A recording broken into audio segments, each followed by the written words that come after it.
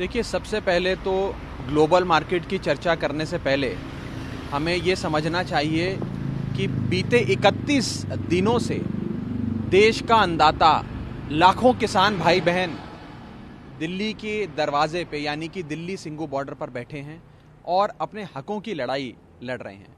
लेकिन ये बेरहम भाजपा सरकार, निर्दयी मोदी सरकार के चलते आज 45 से ज़्यादा हमारे किसान भाई बहन सिंगू बॉर्डर पे शहीद हो गए हैं। 45 से अधिक अन्नदाताओं ने अपने प्राण दे दिए हैं, सर्वोच्च बलिदान दिया है और उनकी जानें दिल्ली सिंगू बॉर्डर पे आंदोलन करते हुए चली गई हैं। इस 45 जानों के जिम्मेदार, इन मौतों के जिम्मेदार अगर कोई है तो वो भाजपा सरकार है। इन 45 जानों का हिसाब अगर किसी से लेना चाहिए तो भारतीय जनता पार्टी की केंद्र में बैठी सरकार से लेना चाहिए, जो सिर्फ उद्योगपति के लिए काम करती है और देश के लाखों किसानों का हक मार बैठी है। दूसरी चीज, जो ये चर्चा की बात हो रही है, चर्चा बिना शर्तों के होती है।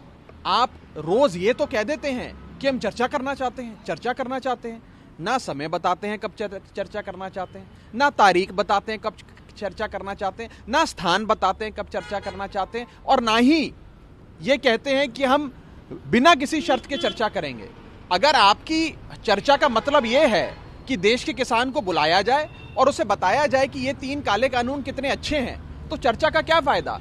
चर्चा तो बिना किसी कंडीशन के होती है। अगर अनकंडीशनल चर्चा हो, समय और डेट बताकर चर्चा हो, तो शायद देश का किसान उस चर्चा को स्वीकारे। लेकिन ये सब केवल ढकोसले हैं, ये सब बकवास है, झूठ है। और मैं स्पष्ट कर दूं, भाजपा सरकार का इस समय एक ही लक्ष्य है कि किसान को निराश करो, थका दो और भगा दो। निराश करो, थका दो, भगा दो अभियान देश के किसान के प्रति भाजपा सरकार चला रही है। उसके बाद किसान यूनियन और किसान ने कहा कि उन्हें बिल या ये कानून वापस नहीं लेगी। साथ ही उन्होंने कहा कि अब वो लंबी लड़ाई के लिए तैयार है। देखिए, आज से पहले मुझे लगता है मोदी जी का कभी भी इस प्रकार से इतने बड़े आंदोलन का सामना उन्होंने नहीं करा, और उन्होंने हमारे देश के किसान के हौसले को बहुत कम आंका है। वो ये जानते नहीं है कि इस देश का जो अन्नदाता है उसका निश्चय इतना दृढ़ है, वो मानने वाला नहीं है।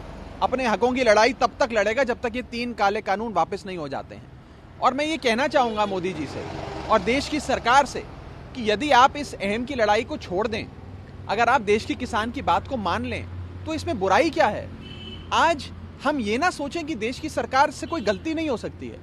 क्या प्रधानमंत्री जी से कोई गलती नहीं हो सकती है? क्या देश की सरकार से कोई गलती नहीं हो सकती है? अगर भाजपा सरकार से कोई गलती हुई है तो उन्हें स्वीकार करके ये 3 काले कानून वापस ले लेने चाहिए।